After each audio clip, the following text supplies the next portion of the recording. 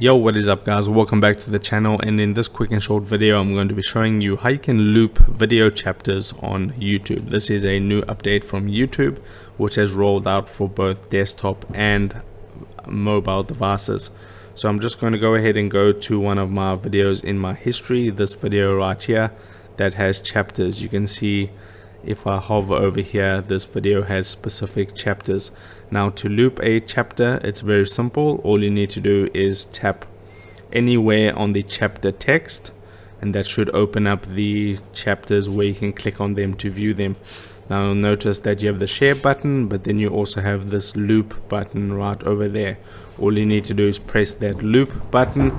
You can see it says chapter repeat is on, and then that chapter will go ahead and repeat, and that's all you need to do.